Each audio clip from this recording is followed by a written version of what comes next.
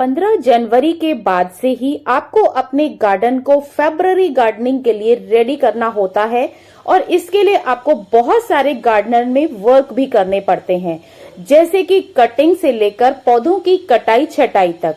तो पौधों की कटाई छटाई भी करनी है और 15 तारीख के बाद से ही 15 जनवरी के बाद से आपको 1 फरवरी तक बहुत सारे ऐसी कटिंग्स लगानी होती हैं जो ज्यादातर 90% कटिंग से लगने वाले प्लांट्स होते हैं, जो परमानेंट हार्डी प्लांट्स होते हैं और उसमें फ्लावरिंग प्लांट और इंडोर प्लांट्स भी शामिल होते हैं।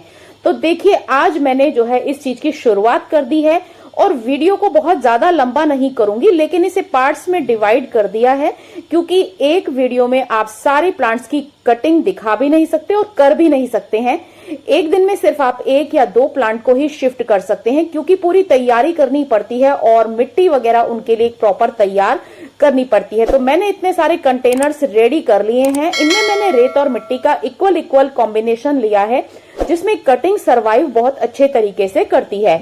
मैंने ले लिया है सबसे पहले कनेर का पौधा, और कनेर जो है एक फ्लावरिंग प्लांट होता है जो कि परमानेंट प्लांट भी है।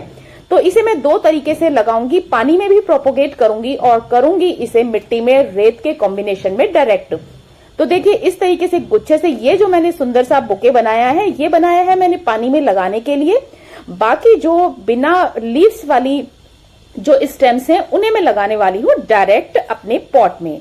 पॉट में लगाने के लिए मैंने जो फंजीसाइड लिया है वो है नेचुरल फंजीसाइड। वैसे मार्केट में ढेर सारे फंजीसाइड्स अवेलेबल।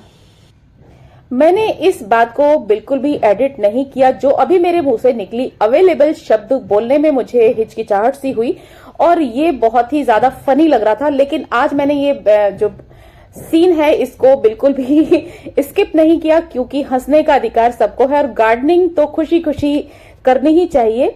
तो बहुत बार ऐसे आप किसी भी शब्द में उलझ जाते हैं, लेकिन वो बहुत ही ज्यादा दूसरों के हंसी के लिए कारण बन सकता है। तो मैंने इसको एडिट नहीं किया, ऐसे कैसे ही छोड़ दिया। मैं रुक गई थी और मैंने इसको एडिट करने के लिए सोचा भी था, लेकिन मुझे लगा कि शायद सभी को इस चीज पर हंसना चाहिए क्योंकि मुझे भी इस पर खुद भी हंसी आ रही थी। तो देखिए, अब करते हैं वीडियो को शुरू। और मैंने जो फंजीसाइड घरेलू लिया है वो है एलोवेरा का जो है लीफ ली है, उसमें अच्छे तरीके से पहले अपनी स्टेम को लगा लिया है और उसके बाद मैंने घर का जो है बना हुआ दालचीनी का पाउडर इसके ऊपर अच्छे तरीके से लपेट लिया है। अगर दालचीनी भी आपके पास नहीं है तो आप हल्दी भी लगा सकते हैं। दोनों ही बहुत ही नेचुरल फंजीसाइड होते हैं। और ये देखिए, मैंने गुड़हल के बराबर में ही लगा दिया है क्योंकि सारे कंटेनर्स मेरे भर चुके थे। मैंने इतनी सारी कटिंग लगाई है और लास्ट ईयर भी मैंने इसकी कटिंग तैयार करके अपनी फ्रेंड्स को फ्री में ही दी थी। तो देखिए, इस तरीके से आप फ्री में ढेर सारे प्लांट्स लगा सकते हैं। ऐसा तो नहीं है कि आप पूरे गार्डन में अपने ही लगा लेंगे। अब लगा लेती हूँ इस तरीके से। देखिए, मैं बॉटल्स को रेडी कर लेती हूँ और ये पेंट भी मैंने इसके ऊपर खुद ही किया था और इसे इस तरीके से पानी में लगाकर छोड़ दूंगी। अगर अंदर इंडोर आप लगाना चाहें इंडोर लगा दें। और देखिए, ये वाले प्लांट की तो रूट्स भी डेवलप हो गई हैं और ये बहुत ही सुंदर सा पर्पल लीव्स वाला प्लांट है जिसे मैंने 10 दिन पहले ही लगाया था और रूट्स निकलनी भी स्टार्ट हो गई हैं। और इसकी लीव्स जो हैं, अगर आप उनके ऊपर से मिट्टी हटा के देखें तो ऐसा लगता है जैसे ऑयल से ग्रीस किया गया हो और बहुत ही सुंदर सी बिल्कुल फालसा कलर इनका होता है और जो बहुत ही ज्यादा अट्रैक्टिव लगता है। और इस तरीके से मैं बुके की तरह से हमेशा ही अपने लिविंग रूम को सजाकर रखती हूँ। तो इस तरीके से आप जो कुछ आर्टिफिशियल और कुछ नेचुरल प्लांट्स को इकट्ठे लगाकर एक अलग सी लुक अपने प्लांटर को दे सकते हैं। अब आ गई हूं मैं नेक्स्ट प्लांट पर जो है बोगनविलिया का। आप सोच रहे होंगे फ्लावरिंग हो रही है फिर भी आप कटिंग क्यों कर रहे हैं।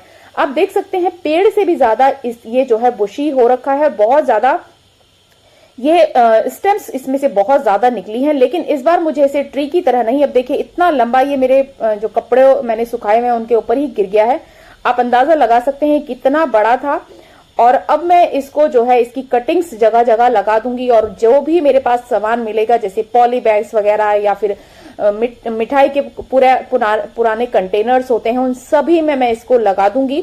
और मैंने इसको जो है बुशी फॉर्म में लेना है इस बार मुझे इसे बुके की तरीके से बनाना है। तो मैं इसकी जो हार्ड प्रूनिंग तो अब कर रही हूँ और जैसे ही इसमें से स्टेम्स निकलेंगी तो मैं इनकी सॉफ्ट प्रूनिंग दोबारा से करूंगी। तो जितनी मैं इसकी सॉफ्ट प्रूनिंग करूंगी ये उतना ही बुशी भी बनेगा और फ्लावरिंग उतनी ही ज्यादा स्टेम्स में से निकल कर आएगी और स्टेम्स बहुत ज्यादा लंबी नहीं होंगी। अब आप देख सकते हैं ये मेरे पूरे टेरेस पर फैला हुआ है पूरा पेड़ की तरह। तो मेरा पहले ये इस तरीके से था, लेकिन अब मुझे इसे बुशी फॉर्म में करना है, तो मैं अब इसकी कटिंग जगह जगह लगा रही हूँ। और ये भी मैंने कटिंग से ही लगाया था, ये मेरी फ्रेंड का दिया हुआ प्लांट है।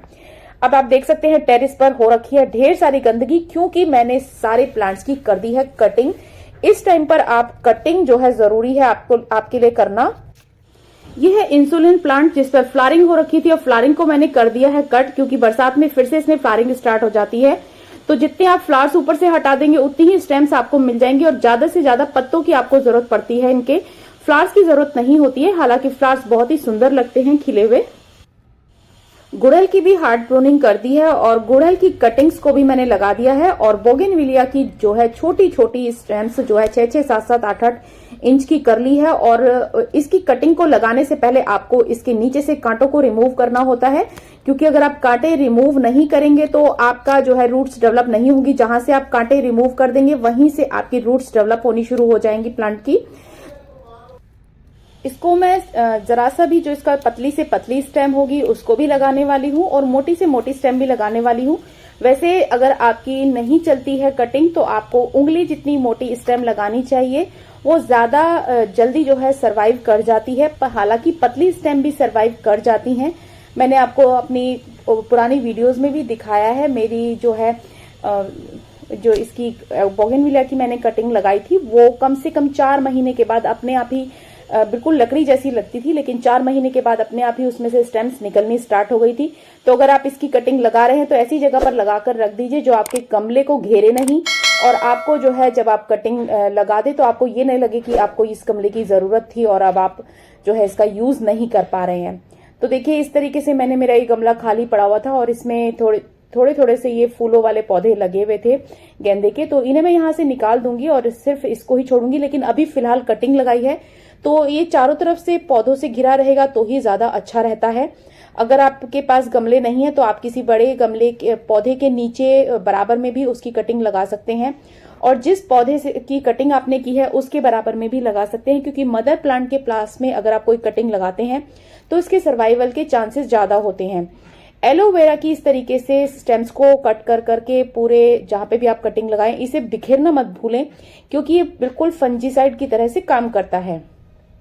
अब आपको दे देती हूँ अपनी गुलाब की कटिंग का अपडेट। देखिए मैंने 2 कटिंग्स यहाँ पर लगाई थी, जिसमें एक में बहुत अच्छी सी रूट्स डेवलप हुई थी, तो वो तो देखिए अच्छे तरीके से चल रहा है। लेकिन 2 महीने के बाद भी दूसरी वाली नहीं चल पाई, क्योंकि उसमें बहुत अच्छी रूट्स डेवलप नहीं हो पाई थी। अब आपको मेन चीज बता देती हूँ, जब भी आपके किसी भी प्लांट के बराबर में कोई दूसरा प्लांट लगा होगा और 12 इंच का गमला है तो आपका एक प्लांट ढंग से चल नहीं पाएगा। मेरी गुलाब की में जो है 10 दिन से कली आ रखी है, लेकिन वो खिल नहीं पा रही थी, तो मैंने उसको निकाल दिया है, और दूसरे उसमें मैंने तुलसी जी का पौधा लगा हुआ था उसको वहां से हटाकर मरवा के साथ लगा दिया है। और इसमें से जितने भी वीड्स वगैरह हैं वो हमें इस टाइम पर निकालने हैं। गुड़ाई अच्छे तरीके से करनी है। मेरी इसकी मिट्टी बहुत भुरभुरी सी, अब जैसे इसमें आम का पौधा लगा हुआ है इसको भी अलग से निकाल दूंगी। नेक्स्ट है ये जो आप लकड़ियां देख रहे हैं, ये झाड़ू की पुरानी झाड़ू को अगर आप खोलते हैं तो उसमें से इस तरह की हार्ड स्टिक्स निकलती हैं। इनसे मैं अपने प्लांटर्स जो मैंने सब्जियों के पौधे लगाए हैं, जैसे मटर वगैरह के पौधे लगाए हैं, तो वो मैं गमले के चारों तरफ इन स्टिक्स को लगाऊंगी और अपने जो मटर का प्लांट है उसे सपोर्ट दूंगी। तो इस तरह की चीजें गार्डन में बहुत काम आती है। नेक्स्ट वीडियो में आप लोगों से और ज्यादा चीजें जो है शेयर करने वाली हूं, क्योंकि अभी गार्डनिंग का काम जो है खत्म नहीं हुआ है। एक ही वीडियो में सब कुछ कवर करना थोड़ा सा मुश्किल हो जाता है, तो वीडियो आगे भी आएंगी और पार्ट्स 2, पार्ट 3 सब कुछ आने वाला है। इसलिए चैनल को सब्सक्राइब करके रखें, और अगर आज की वीडियो अच्छी लगी है तो लाइक शेयर भी जरूर कर दीजिएगा, जिससे कि सभी को टाइमली पता चल जाए कि किस किस प्लांट की आपको कटिंग करनी है। नेक्स्ट वीडियो जो है वो करी पत्ते से रिलेटेड आने वाला